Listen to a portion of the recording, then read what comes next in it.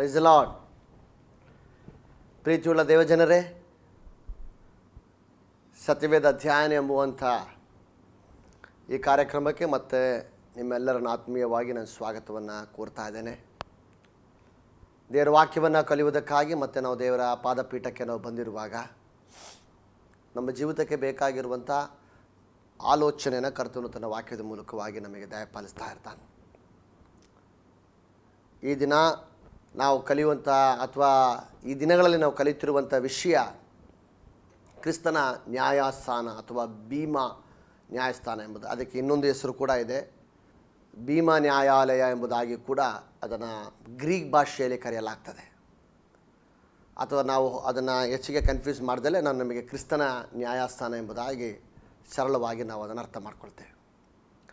ಕ್ರಿಸ್ತನ ನ್ಯಾಯಾಸನದ ಮುಂದೆ ನಾವು ನಿಂತುಕೊಳ್ಬೇಕು. ನಾವು ಕಳೆದ ತರಗತಿಯಲ್ಲಿ ಮಾತನಾಡಿ ನಿಲ್ಲಿಸಿದ ವಿಷಯ ಸ್ವಲ್ಪ ನಿಮ್ಮ ನೆನಪಿಗೆ ತಂದು ನಂತರ ಇವತ್ತಿನ ಧ್ಯಾನಕ್ಕೆ ನಾನು ಬರ್ತಾ ಇದ್ದೆ. ನಾವೆಲ್ಲರೂ ಕ್ರಿಸ್ತನ ನ್ಯಾಯಾಸನದ ಮುಂದೆ ಒಂದು ದಿನ ನಿಲ್ಲಬೇಕು. ನಾವು ಮಾಡಿದಂಥ ಒಳ್ಳೆಯದು ಕೆಟ್ಟದ್ದು ಎಲ್ಲದನ್ನು ಕರ್ತನು ಬೆಂಕಿಯಲ್ಲಿ ಹಾಕ್ತಾನೆ. ನಾವು ಮಾಡಿದ ಕೆಲಸಗಳು ಚಿನ್ನ, ಬೆಳ್ಳಿ, ರತ್ನಕ್ಕೆ ಅನುಗುಣವಾಗಿರುವಂಥ ಕೆಲಸವಾಗಿದ್ದರೆ ಅದು ಬೆಂಕಿ ಶೋಧಿಸಿ ಮತ್ತೆ ಅದಕ್ಕೆ ಪ್ರತಿಫಲವಿದೆ. ನಾವು ಮಾಡುವಂಥ ಕೆಲಸಗಳು ಕಟ್ಟಿಗೆ, ಹುಲ್ಲು, ಹಾಪಿಗೆ ಸಮನಾಗಿರುವಂಥ ದಹಿಸುವಂಥ ಕೆಲಸಗಳಾಗಿದ್ದರೆ ಬೆಂಕಿ ಅದನ್ನು ದಹಿಸ್ತದೆ, ಅದಕ್ಕೆ ಪ್ರತಿಫಲ ಸಿಗಲ್ಲ. ಚಿನ್ನ, ಬೆಳ್ಳಿ, ರತ್ನ ಅಂದರೆ ಯಾವುದೆಂಬುದಾಗಿ ನಾವು ನೋಡಿದೆವು. ನಂಬಿಕೆ, ಪ್ರೀತಿ, ನಿರೀಕ್ಷೆ. ಪೌಲನು ಕೊರಿಂಥ ಪತ್ರಿಕೆ ಹೇಳುವಾಗ ಈ ಮೂರು ನಿಲ್ಲುತ್ತದೆ, ಇದರಲ್ಲಿ ಪ್ರೀತಿಯೇ ಶ್ರೇಷ್ಠ. ಹಾಗಿದ್ರೆ ನಮ್ಮ ಕೆಲಸಗಳೆಲ್ಲ, ಭೂಲೋಕದ ಕೆಲಸಗಳೆಲ್ಲ ನಂಬಿಕೆ, ನಿರೀಕ್ಷೆ, ಪ್ರೀತಿಯ ಮೇಲೆ ನಾವು ಮಾಡಿದೆಯಾಗಿದ್ದರೆ ಖಂಡಿತವಾಗಲೂ ಕರ್ತನು ಅದಕ್ಕೆ ಪ್ರತಿಫಲವನ್ನು ಕೊಡ್ತಾನೆ. ಇನ್ನು ಕಟ್ಟಿಗೆ, ಹುಲ್ಲು, ಹಾಪು. ಕಟ್ಟಿಗೆ, ಹುಲ್ಲು, ಹಾಪು ಎಂಬುದಾಗಿ ಹೇಳುವಾಗ ಕಟ್ಟಿಗೆ ಪ್ರಶಂಸೆಯನ್ನು ಪಡೆಯುವಂಥದ್ದಾಗಿದೆ. ಕಟ್ಟಿಗೆ ಎಂಬುದಾಗಿ ಹೇಳುವಾಗ ಪ್ರಶಂಸೆಗೋಸ್ಕರ ನಾವು ಮಾಡುವಂಥ ಸೇವೆ ಅಥವಾ ಕೆಲಸಗಳು. ನನ್ನ ಹೆಸರು ಬರಬೇಕು, ನಾನು ಎಂಬುದಾಗಿ ಅನಿಸಿಕೊಳ್ಳುವುದಕ್ಕಾಗಿ ಮಾಡುವಂಥ ಅನೇಕ ಕೆಲಸಗಳು ಇವತ್ತು ಕ್ರೈಸ್ತ ಸಮಾಜದಲ್ಲಿ ನಾವು ನೋಡ್ತಾ ಇದ್ದೇವೆ. ನಾವೇನು ಮಾಡಿದ್ದೇವೆ ಎಂಬುದಾಗಿ ಅಲ್ಲ, ನಾವು ಏನಕ್ಕಾಗಿ ಮಾಡಿದ್ವಿ ಎಂಬುದಾಗಿ ದೇವರು ನಮ್ಮನ್ನು ಕೇಳುವವನಾಗಿದ್ದಾನೆ. ಹುಲ್ಲು, ಸ್ವಾರ್ಥ ಬುದ್ಧಿಯಿಂದ ಮಾಡಿದಂಥ ಕೆಲಸಗಳು ಹಾಗೂ ಸೇವೆಗಳು. ನಾವೇನೋ ಒಂದು ಕೆಲಸಗಳನ್ನು ಮಾಡಿದರೂ ಅದರೊಳಗೆ ಸ್ವಾರ್ಥ ಅಡಕವಾಗಿದ್ದರೆ. ನಾನು ಒಂದು ಉದಾಹರಣೆ ಕೊಟ್ಟಿದ್ದೆ, ನಿಮಗೆ ನೆನಪಿರ್ಬೋದು. ನಾವು ಕೂಟಗಳನ್ನು ನಡೆಸುವುದನ್ನು ನೋಡ್ತೇವೆ, ದೊಡ್ಡ ದೊಡ್ಡ ಫ್ಲೆಕ್ಸ್ಗಳನ್ನು ಹಾಕೋದು ನೋಡ್ತೇವೆ. ಅಲ್ಲೆಲ್ಲೂ ದೇವರ ವಾಕ್ಯಕ್ಕೆ ಜಾಗನೂ ಇರೋದಿಲ್ಲ, ಸ್ಥಳವೂ ಇರೋದಿಲ್ಲ. ಎಲ್ಲೋ ಸಣ್ಣಕ್ಕೆ ಯೇಸು ಕ್ರಿಸ್ತನು ಪ್ರೀತಿಸ್ತಾನೆ ಎಂಬುದಾಗಿ ಹೇಳಿ ಮಿಕ್ಕಿದ ಫ್ಲೆಕ್ಸಲ್ಲಿ ಎಲ್ಲ ನಮ್ಮ ಫೋಟೋಗಳು, ನಮ್ಮ ಆಡಂಬರಗಳೇ ನಾವು ಕಾಣ್ತೇವೆ. ಸ್ವಾರ್ಥ ಇದು. ಇಲ್ಲಿ ಮೀಟಿಂಗ್ ನಡೆಸುವುದರ ಉದ್ದೇಶವಲ್ಲ, ಅಥವಾ ಸ್ವಾರ್ಥ ಜನರು ಕೇಳಿ ರಕ್ಷಣೆ ಹೊಂದಬೇಕೆಂಬುದಾಗಿ ಎಲ್ಲ ಅವರ ಉದ್ದೇಶ ಏನಂದರೆ ನಾವು ಪ್ರಸಿದ್ಧರಾಗಬೇಕು. ಇದು ಸ್ವಾರ್ಥದ ಸೇವೆ. ಇವನ್ನ ಯೇಸು ಅಂಥ ಅನೇಕ ಕೂಟಗಳು ನಾವು ನೋಡಿದ್ದೇವೆ, ಹೋಗಿದ್ದೇವೆ, ತಿಳಿದಿದ್ದೇವೆ. ಅವೆಲ್ಲ ಬೆಂಕಿ ದಹಿಸಿ ಬಿಡ್ತದೆ. ಮತ್ತು ದೇವರು ಕೊಡದೇ ಇರುವಂಥ ಸೇವೆಯನ್ನು ಮಾಡುವಂಥದ್ದಾಗಿದೆ. ಅನುಕರಣೆ ಮಾಡುವಂಥ ಸೇವೆ, ಮತ್ತೊಬ್ಬರು ಮಾಡಿದ್ದನ್ನು ನೋಡಿ ಮಾಡುವಂಥ ಸೇವೆ. ಅವ್ರು ಮಾಡದಂತೆ ನಾನು ಮಾಡ್ತೇನೆ ಎಂಬುದಾಗಿ ಕೆಲವರು ಹೇಳ್ತಾರೆ. ಉದಾಹರಣೆಗಾಗಿ ನಾನು ಈ ದಿನಗಳು ನೋಡುವಂಥ ಅನೇಕ ಕಡೆ ತುಂಬ ಡೇಂಜರಸ್ ಆಗಿರುವಂಥ ಒಂದು ವಿಷಯವೇನೆಂದರೆ, ಅನೇಕ ಸುಳ್ಳು ಪ್ರವಾದಿಗಳು ಈ ದಿನಗಳಲ್ಲಿದ್ದಾರೆ. ಪ್ರವಾದನೆ ವರ ಇದ್ದುದಕ್ಕಲ್ಲ, ಅನುಕರಣೆ ಮಾಡಿ ಇವೆಲ್ಲ ಬೆಂಕಿಯಲ್ಲಿ ದಹಿಸಿ ಹೋಗ್ತದೆ. 6 ಥರ ವಿಚಾರಗಳನ್ನು ನಾವು ಆ ವಾಕ್ಯ ಭಾಗದಲ್ಲಿ ನೋಡಿದೆವು. ದೇವರ ಮಕ್ಕಳೇ, ನಂತರ ಇವನ್ನೆಲ್ಲ ಕರ್ತನು ಬೆಂಕಿಯಲ್ಲಿ ಹಾಕಿ ಬೆಂಕಿ ಶೋಧಿಸಿದ ಮೇಲೆ ಚಿನ್ನ, ಬೆಳ್ಳಿ, ರತ್ನಕ್ಕೆ ಸಂಬಂಧಪಟ್ಟಂಥ ಕೆಲಸಗಳು, ಸೇವೆಗಳು ನಮ್ಮದಾಗಿದ್ದರೆ ಅವು ನೆಲೆ ನಿಲ್ತದೆ. ಅದಕ್ಕೆ ಪ್ರತಿಫಲ ಉಂಟು. ಆ ಪ್ರತಿಫಲ ಯಾವುದು, ಆ ಪ್ರತಿಫಲ ಹೇಗಿರುತ್ತದೆ ಎಂಬುದನ್ನು ನಾವು ಇವತ್ತಿನ ಧ್ಯಾನದಲ್ಲಿ ನಾವು ಕಲಿಯಲಿಕ್ಕೋಸ್ಕರ ಹೋಗ್ತದೆ. ಪ್ರತಿಫಲದ ಕುರಿತಾಗಿ. ಪ್ರತಿಫಲ ನೀವು ಒಂದು ಹೆಡ್ಡಿಂಗನ್ನು ಬರೆದುಕೊಳ್ಳೋದಾದರೆ ಪ್ರತಿಫಲ ಎಂಬುದಾಗಿ ಅಥವಾ ಕ್ರೌನ್ಸ್ ಎಂಬುದಾಗಿ ಬರ್ಕೊಳ್ಬೋದು. ಕಿರೀಟಗಳು ನಮ್ಮ ಸೇವೆಯನ್ನು ಕರ್ತನು ಯಾವ ರೀತಿಯಲ್ಲಿ ಆಧರಿಸ್ತಾನೆ. ಪ್ರತಿಫಲ, ಅನೇಕ ಪ್ರತಿಫಲದ ಕುರಿತಾಗಿ ದೇವರ ವಾಕ್ಯ ಹೇಳ್ತದೆ. ನಾವು ಕಡೆದಾಗಿ ನೋಡಿಕೊಂಡಿವೆ ಕಳೆದ ತರಗತಿಯಲ್ಲಿ. ಕೆಲವರು ಯಾವ ಪ್ರತಿಫಲವನ್ನು ಕೂಡ ಪಡ್ಕೊಳ್ಳೋದಿಲ್ಲ, ಆದರೆ ಅವನು ರಕ್ಷಣೆ ಹೊಂದುತ್ತಾನೆ, ಆದರೆ ಬೆಂಕಿಯಿಂದ ತಪ್ಪಿಸಿಕೊಂಡವನಂತಿರುವನು ಎಂಬುದಾಗಿ ಬರೆಯಲ್ಪಟ್ಟಿದೆ. ಆ ವಿಷಯವನ್ನು ಕೂಡ ಇವತ್ತಿನ ವಾಕ್ಯ ಧ್ಯಾನದಲ್ಲಿ ನಾವು ಧ್ಯಾನ ಮಾಡಲಿಕ್ಕೆ ಹೋಗ್ತಾ ಇದ್ದೇವೆ. ಬಹಳ ಪ್ರಾರ್ಥನಾ ಪೂರ್ವಕವಾಗಿ ನೀವು ಇನ್ನು ಉಳಿದಿರುವಂಥ ಕೆಲವು ಸೆಕೆಂಡ್ಗಳು, ನಿಮಿಷಗಳು ನನ್ನೊಟ್ಟಿಗೆ ಬರಬೇಕು. ಹಾಗಿದ್ರೆ ಮಾತ್ರನೇ ನಾನು ಹೇಳುವಂಥ ವಿಷಯಗಳು ನಿಮಗೆ ಅರ್ಥವಾಗ್ತದೆ. ಕ್ರಿಸ್ತನ ನ್ಯಾಯಾಸನದ ಮುಂದೆ ನಮ್ಮ ಕೆಲಸಗಳನ್ನೆಲ್ಲ ಬೆಂಕಿಯಲ್ಲಿ ಹಾಕುವಾಗ ಕಡೆಯದಾಗಿ ಉಳಿದರೆ ಏನು ಪ್ರತಿಫಲ ಬರ್ತದೆ? ಬನ್ನಿ, ನಾವು ದೇವರ ವಾಕ್ಯವನ್ನು ಕಲಿಯುವಾಗ ಅದನ್ನು ಅಲ್ಲಲ್ಲಿ ನಾವು ಅದನ್ನು ಕಲಿತೇವೆ. ಅವೆಲ್ಲ ಚದರಿ ಇರುವಂಥ ವಿಚಾರಗಳು. 6 ರೀತಿಯ ಪ್ರತಿಫಲಗಳನ್ನು ಕರ್ತನು ನಮಗೆ ಕೊಡ್ತಾನೆ. ಅಥವಾ ಅದು ಇನ್ನೊಂದು ಪೌಲನ ಭಾಷೆಯಲ್ಲಿ ಹೇಳಬೇಕಾದ್ರೆ ಜಯಮಾಲಿಕೆ ಎಂಬುದಾಗಿ ನೋಡ್ತೇವೆ. ಜಯಮಾಲಿಕೆ, ಕ್ರೌನ್ಸ್. 6 ರೀತಿಯಲ್ಲಿರುವಂಥ ಜಯಮಾಲಿಕೆ ನಮ್ಮ ಸೇವೆಯನ್ನು ನೋಡಿ ಅದನ್ನು ಕರ್ತನು ನಮಗೆ ಕೊಡುವವನಾಗಿದ್ದಾನೆ. 1 ಪ್ರಕಟಣೆ ಗ್ರಂಥ 2ನೇ ಅಧ್ಯಾಯದ 10ನೇ ವಾಕ್ಯ. ಪ್ರಕಟಣೆ ಗ್ರಂಥ 2ನೇ ಅಧ್ಯಾಯ 10ನೇ ವಾಕ್ಯ. ನಿನಗೆ ಸಂಭವಿಸುತ್ತಿರುವ ಬಾಧೆಗಳಿಗೆ ಹೆದರಬೇಡ. ಈಗ ನೀನು ದುಷ್ಪ್ರೇರಣೆಗೆ ಒಳಗಾಗದಂತೆ ಸೈತಾನನು ನಿಮ್ಮಲ್ಲಿ ಕೆಲವರನ್ನು ಸೆರೆಮನೆಗೆ ಹಾಕುವುದಕ್ಕಿದ್ದಾನೆ ಮತ್ತು 10 ದಿವಸಗಳ ತನಕ ನಿಮಗೆ ಸಂಕಟವಿರುವುದು. ನೀನು ಸಾಯಬೇಕಾದರೂ ನಂಬಿಗಸ್ತನಾಗಿರು, ನಾನು ಜೀವವೆಂಬ ಜಯಮಾಲಿಕೆಯನ್ನು ಕೊಡುತ್ತೇನೆ. ಜೀವವೆಂಬ ಜಯಮಾಲಿಕೆ. ಮೊದಲನೇದಾಗಿ ಇರುವಂಥ ಜಯಮಾಲಿಕೆ, ಕ್ರೌನ್ ಅಥವಾ ಪ್ರತಿಫಲ ಯಾವುದು ಅಂತ ಹೇಳುವಾಗ ಜೀವವೆಂಬ ಜಯಮಾಲಿಕೆ. ಇದನ್ನು ಯಾಕೋಬನು ಸಹ ತನ್ನ ಪತ್ರಿಕೆಯಲ್ಲಿ ಬರೆದನ್ನು ನಾವು ನೋಡ್ತೇವೆ. ಯಾಕೋಬನ ಪತ್ರಿಕೆ 1ನೇ ಅಧ್ಯಾಯ 12ನೇ ವಾಕ್ಯ. ಕಷ್ಟವನ್ನು ಸಹಿಸಿಕೊಳ್ಳೋನು ಧನ್ಯನು, ಅವನು ಪರಿಶುದ್ಧಿತನಾದ ಮೇಲೆ ಜೀವವೆಂಬ ಜಯಮಾಲಿಕೆಯನ್ನು ಪಡೆದುಕೊಳ್ಳುತ್ತಾನೆ. ನಾವು 2 ವಾಕ್ಯ ಓದಿಕೊಂಡೆವು. ಒಂದು ಪ್ರಕಟಣೆ ಗ್ರಂಥ 2ನೇ ಅಧ್ಯಾಯದ 10ನೇ ವಾಕ್ಯ, ಯಾಕೋಬನ ಪತ್ರಿಕೆ 1ನೇ ಅಧ್ಯಾಯದ 12ನೇ ವಾಕ್ಯ. 2 ಜೀವವೆಂಬ ಜಯಮಾಲಿಕೆಯನ್ನು ಕೊಡ್ತಾನೆ. ಇದು ಯಾರಿಗೆ? ಇದು ಇಲ್ಲಿ ಬರೆಯಲ್ಪಟ್ಟಿದೆ, ಕಷ್ಟಗಳನ್ನು ಸಹಿಸಿಕೊಳ್ಳುವವನಿಗೆ. ಸ್ಮುರ್ಣದಲ್ಲಿರುವಂಥ ಸಭೆಯ ದೂತನಿಗೆ ಬರೆಯುವಾಗ ಪ್ರಕಟಣೆ ಗ್ರಂಥದಲ್ಲಿ ಹೇಳ್ತಾ ಇದ್ದಾನೆ, ನಿನಗೆ ಬಾಧೆಗಳಿದೆ, ನೀನು ಅದನ್ನು ಸೈತಾನನು ನಿಮ್ಮಲ್ಲಿ ಕೆಲವರನ್ನು ಸೆರೆಮನೆಗೆ ಹಾಕುವನಾಗಿದ್ದಾನೆ, 10 ದಿನಗಳ ತನಕ ನಿಮಗೆ ಸಂಕಟ. ಆದರೆ ಆ ಬಾಧೆಗಳನ್ನು ಕ್ರಿಸ್ತನ ನಿಮಿತ್ತವಾಗಿ ಅನುಭವಿಸುತ್ತಿರೋ ಬಾಧೆಗಳನ್ನು ನೀನು ಸಹಿಸಿಕೊಂಡವನಾಗಿದ್ದರೆ ನಿನಗೆ ಜೀವವೆಂಬ ಜಯಮಾಲಿಕೆ ಕರ್ತನು ಕೊಡ್ತಾನೆ. ನನ್ನ ಶಬ್ದವನ್ನು ಕೇಳುತ್ತಿರುವಂಥ ಅನೇಕರು ನಿಮ್ಮಲ್ಲಿ ಯೇಸು ಕ್ರಿಸ್ತನ ನಿಮಿತ್ತವಾಗಿ ಕಷ್ಟವನ್ನು ಅನುಭವಿಸುವವರಾಗಿದ್ದೀರಿ. ಯೇಸು ಕ್ರಿಸ್ತನ ನಿಮಿತ್ತವಾಗಿ ತಂದೆಯನ್ನು, ತಾಯಿಯನ್ನು, ಯೇಸು ಕ್ರಿಸ್ತನ ನಿಮಿತ್ತವಾಗಿ ಒಡ ಹುಟ್ಟಿದವರನ್ನು, ಯೇಸು ಕ್ರಿಸ್ತನ ನಿಮಿತ್ತವಾಗಿ ಬಂಧು ಬಾಂಧವರನ್ನು ಬಿಟ್ಟು ಒಂಟಿಯ ಜೀವಿತವನ್ನು ನಡೆಸುವವರು ಅನೇಕರು ನನ್ನ ಸಂದೇಶವನ್ನು ಕೇಳುತ್ತಾ ಇದ್ದೇನೆ. ಇದೇ ಕಷ್ಟ. ಇಂಥವರಿಗೋಸ್ಕರ ದೇವರು ಒಂದು ಪ್ರತಿಫಲವನ್ನು ಕೊಡುತ್ತಾನೆ. ಆ ಪ್ರತಿಫಲದ ಹೆಸರೇ ಜೀವವೆಂಬ ಜಯಮಾಲಿಕೆ. ನಾವು ಕ್ರಿಸ್ತನ ನ್ಯಾಯಾಸನದ ಮುಂದೆ ಯಥಾಸ್ಥಾನದಲ್ಲಿ ನಿಲ್ಲುವಾಗ ಕಷ್ಟವನ್ನು ಅನುಭವಿಸಿ, ಭೂಲೋಕದಲ್ಲಿ ಕಷ್ಟವನ್ನು ಅನುಭವಿಸಿದ ವ್ಯಕ್ತಿ ನೀನಾಗಿದ್ದಾರೆ.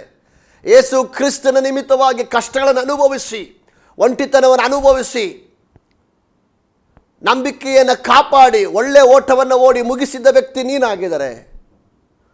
ನಿನ್ನ ಹೆಸರನ್ನು ಕರೆದು ದೇವರು ಜೀವವೆಂಬ ಜಯಮಾಲಿಕೆಯನ್ನು ನಿನ್ನ ತಲೆಯ ಮೇಲೆ ಕಿರೀಟವಾಗಿಡುತ್ತಾನೆ.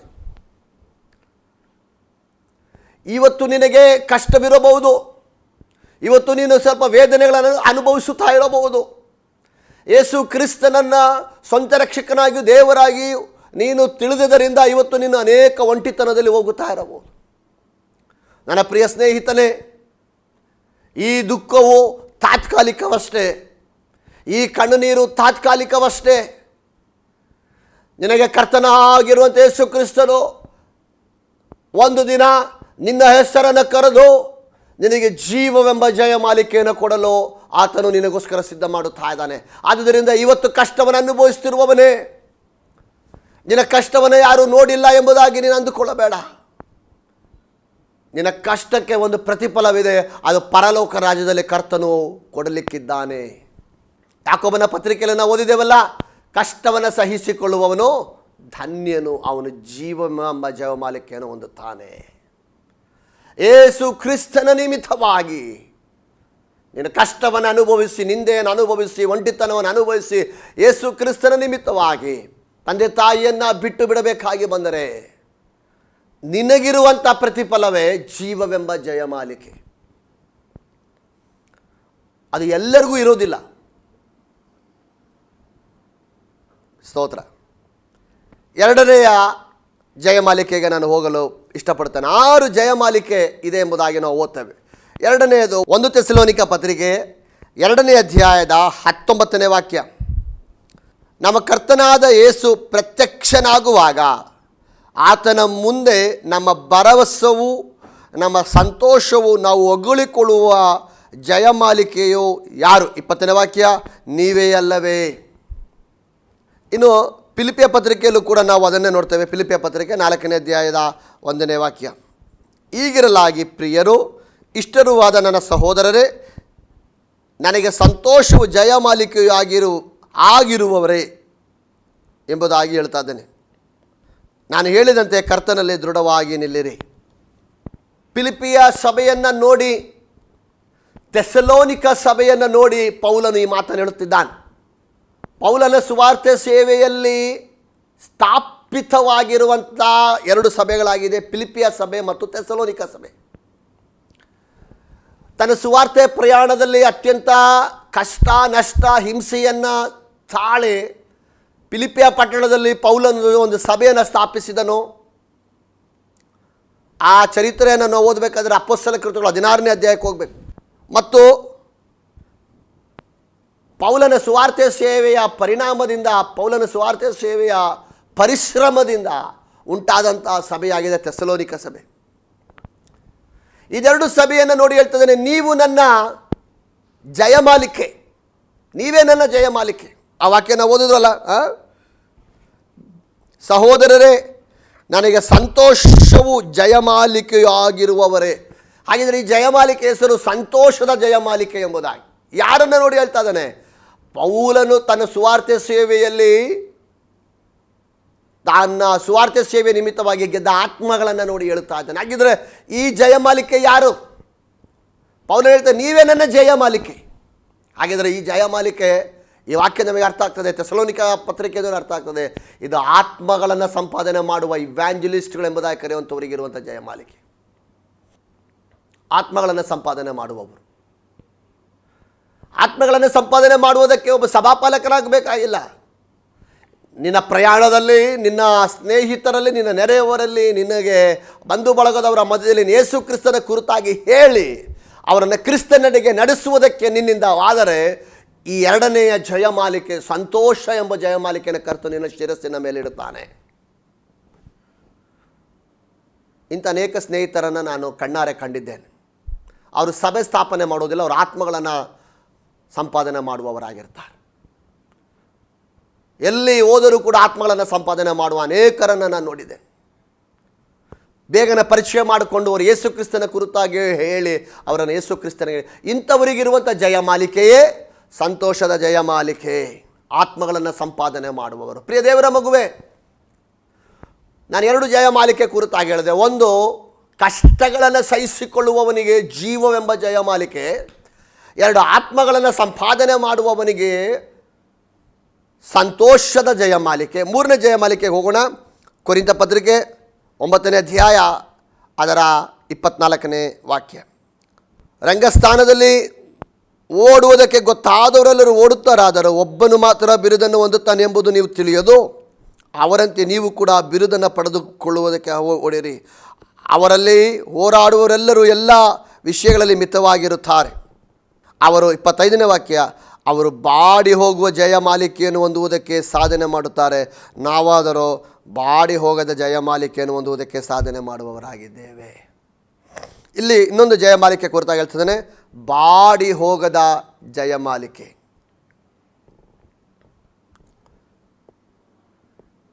ಮೂರನೇ ಜಯಮಾಲಿಕೆ ಬಾಡಿ ಹೋಗದ ಇರುವಂಥ ಜಯಮಾಲಿಕೆ. ಇದು ಯಾರ ಕುರಿತಾಗಿ? ಪೌಲನು ಇದನ್ನು ಒಂದು ಅಥ್ಲೆಟಿಕ್ ಅನ್ನು ನೋಡಿ ಹೇಳ್ತಾನೆ. ಒಬ್ಬ ಅಥ್ಲೆಟಿಕ್ ಅಲ್ವಾ? ರಂಗಸ್ಥಾನದಲ್ಲಿ ಓಡುವುದಕ್ಕೆ ಗೊತ್ತಾದವರೆಲ್ಲರೂ ಓಡುತ್ತಾರಾದರೂ ಒಬ್ಬನು ಮಾತ್ರ ಬಿರುದನ್ನು ಹೊಂದುತ್ತಾರೆ, ಅವರೆಲ್ಲ ವಿಚಾರದಲ್ಲಿ ಮಿತವಾಗಿರುತ್ತಾರೆ.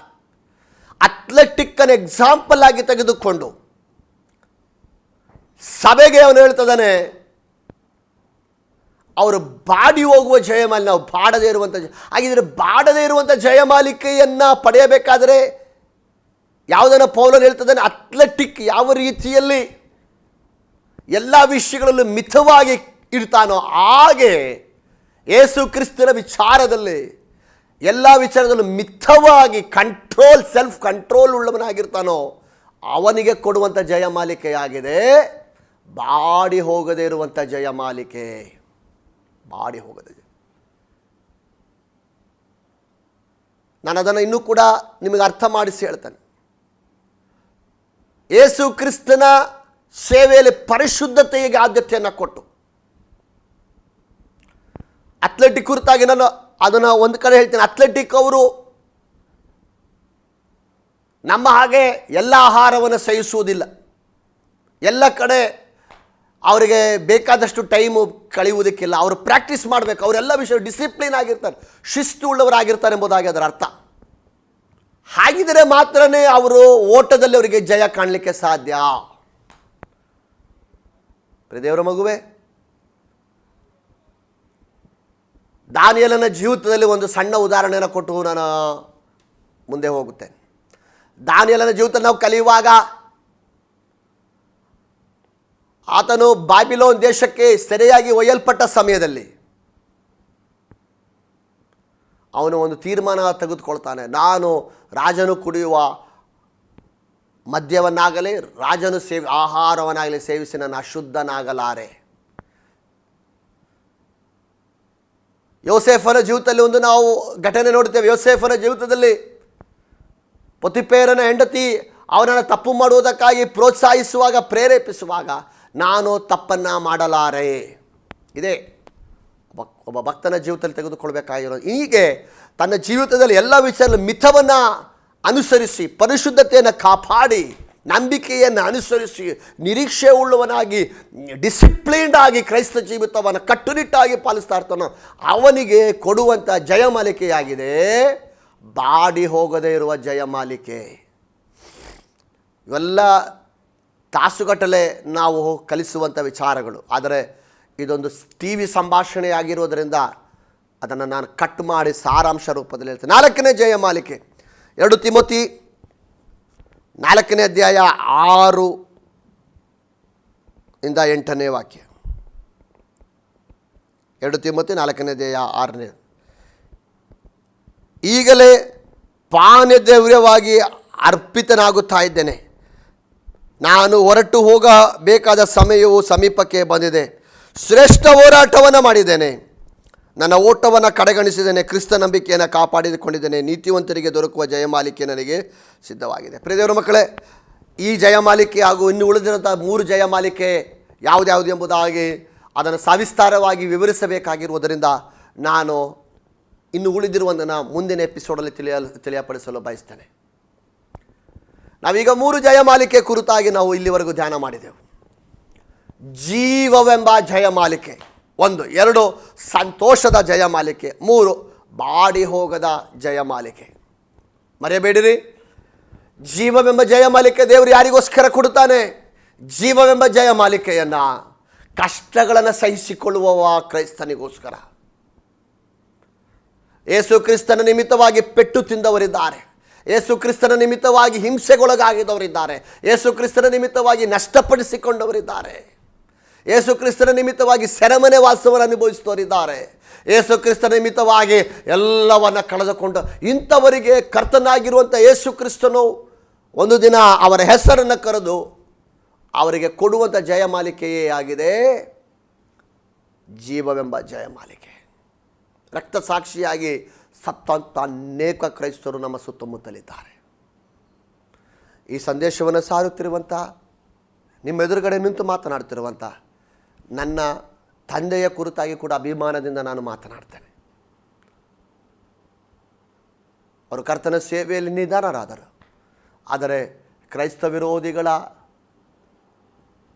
ಅವರ ಪೆಟ್ಟನ್ನು ತಿಂದು ಬೇಗನೆ ಈ ಲೋಕವನ್ನು ಬಿಟ್ಟರು. ನಾನು ನಂಬ್ತೇನೆ ಕರ್ತನಾಗಿರುವಂಥ ಯೇಸು ಕ್ರಿಸ್ತನು ಒಂದು ದಿನ ಎಲ್ಲರ ಮುಂದೆ ಅವರನ್ನು ಆಧರಿಸುವಂಥ ದಿವಸ ಆಗಿದೆ ಎಂಬುದಾಗಿ.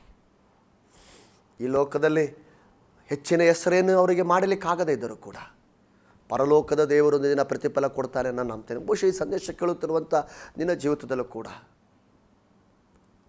ನೀನು ಯೇಸು ಕ್ರಿಸ್ತನ ನಿಮಿತ್ತವಾಗಿ ನಿಮ್ಮ ತಂದೆ ತಾಯಿ ಅಥವಾ ಯಾರಾದರೂ ತ್ಯಾಗ ಮಾಡಿ ಲೋಕ ಗುರುತಿಸದೆ ಹೋದರೆ ಸಹೋದರನೇ ದುಃಖ ಪಡಬೇಡ.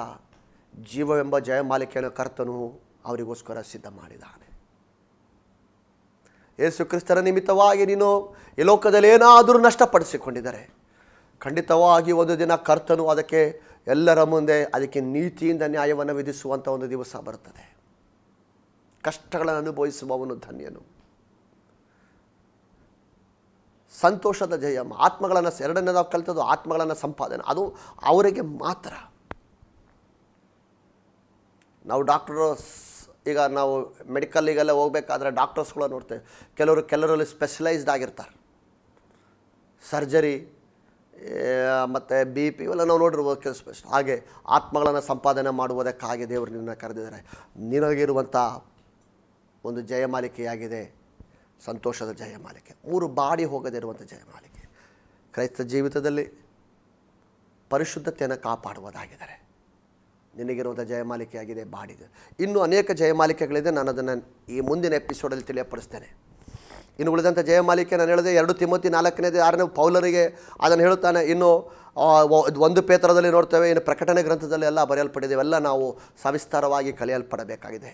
ಪ್ರಿಯರ ಮಕ್ಕಳ ಈ ದಿನಗಳಲ್ಲಿ ಯಾವುದಾದರೂ ಒಂದು ಕಿರೀಟ ನಮ್ಮ ತಲೆಯ ಮೇಲೆ ಕರ್ತನು ಇಡಲೇಬೇಕು. ಆ ಲಕ್ಷ್ಯ ಬೋಧದಿಂದ ನಾವು ಕ್ರೈಸ್ತ ಜೀವಿತವನ್ನು ನಡೆಸೋಣ. ಒಂದು ಆತ್ಮಕ್ಕೆ ಸುವಾರ್ತೆಯನ್ನು ಸಾರಲಿಕ್ಕಾದರೆ ದಯವಿಟ್ಟು ಅದನ್ನು ಮಾಡಿರಿ. ನಮಗೆ ಕರ್ತನ ಜೀವೆಂಬ ಜಯಮಾಲಿಕೆಯನ್ನು ಕೊಡಲಿ. ಪ್ರಾರ್ಥನೆ ಮಾಡೋಣ. ಸರ್ವಶಕ್ತನಾಗಿರುವ ದೇವರೇ, ನಿನ್ನ ಪರಿಶುದ್ಧವಾದ ನಾಮಕ್ಕೆ ಸ್ತೋತ್ರವಾಗಲಿ. ನಿನ್ನ ಸನ್ನಿಧಾನಕ್ಕೆ ನಾವು ತೆಗೆದುಕೊಂಡು ಬರುತ್ತಾ ಇದ್ದೇವೆ ಅಪ್ಪ. ಜಯಮಾಲಿಕೆ ಕುರಿತಾಗಿ ನಾವು ಕಲಿತವಲ್ಲ ದೇವರೇ, ನೀನು ಅನೀತಿಯುಳ್ಳ ದೇವನಲ್ಲ, ನೀತಿಯುಳ್ಳ ನ್ಯಾಯಾಧಿಪತಿಯಾಗಿದೆ. ನಮ್ಮ ಕಷ್ಟವನ್ನು ಮಾನಿಸಿ ಒಂದು ದಿನ ನಮಗೆ ಜಯಮಾಲಿಕೆಯನ್ನು ಇಡುವುದನ್ನು ನಾವು ನಿರೀಕ್ಷಿಸುತ್ತಾ ಇದ್ದೇವೆ. ಈ ಲೋಕದ ಪ್ರಯಾಣದಲ್ಲಿ ದೇವರೇ ನಮಗೆ ಆ ಜಯಮಾಲಿಕೆಯನ್ನು ಹೊಂದುವುದಕ್ಕೆ ಸಹಾಯ ಮಾಡಬೇಕೆಂಬುದಾಗಿ ಪ್ರಾರ್ಥಿಸ್ತೇವೆ. ಯಾವುದಾದರೂ ಒಂದು ಕಿರೀಟ, ಒಂದು ಜಯಮಾಲಿಕೆ ದೇವರೇ ಅದನ್ನು ಸಾಧಿಸುವುದಕ್ಕೆ ನಮಗೆ ಕೃಪೆ ಕೊಡು. ಈ ಅಲ್ಪ ಆಯುಸ್ಸಿನಲ್ಲಿ ವ್ಯರ್ಥವಾದ ಸಮಯವನ್ನು ಕಳೆಯದ ಹಾಗೆ ಜಯಮಾಲಿಕೆಯನ್ನು ಹೊಂದುವುದಕ್ಕೆ ನಮಗೆ ಕೃಪೆ ಕೊಡು. ಯೇಸು ಕ್ರಿಸ್ತನ ನಾಮದಲ್ಲಿ ತಂದೆಯೇ, ಆಮೇನ್. ಪ್ರಿಯ ವೀಕ್ಷಕರೇ, ಜಯಮಾಲಿಕೆ ಎಂಬ ಸಬ್ಜೆಕ್ಟನ್ನು ನಾನು ಮುಂದಿನ ಎಪಿಸೋಡಲ್ಲೂ ಕೂಡ ಮುಂದುವರಿಸ್ತೇನೆ. ದಯವಿಟ್ಟು ಪ್ರಾರ್ಥನಾಪೂರ್ವಕವಾಗಿ ಬನ್ನಿ. ನಮಗೆಲ್ಲರಿಗೂ ಕರ್ತನ ಪ್ರತಿಫಲವನ್ನು, ಎಲ್ಲ ಪರಲೋಕ ರಾಜ್ಯದಲ್ಲಿ ಹೋಗುವ ಎಲ್ಲರಿಗೂ ಪ್ರತಿಫಲವಿದೆ. ಯಾವುದು ಏನೂ ಇಲ್ಲದೆ ಯಾರೂ ಬರುವುದಿಲ್ಲ. ಅದು ಯಾವುದೆಂಬುದಾಗಿ ಮುಂದಿನ ಎಪಿಸೋಡಲ್ಲಿ ತಿಳಿಸ್ಕೊಡ್ತೇನೆ. ಅದಕ್ಕೋಸ್ಕರ ಕಾಯ್ತಾರಿ. ದೇವರು ನಮ್ಮನ್ನು ಆಶೀರ್ವಾದ ಮಾಡಲಿ. ಆಮೇಲೆ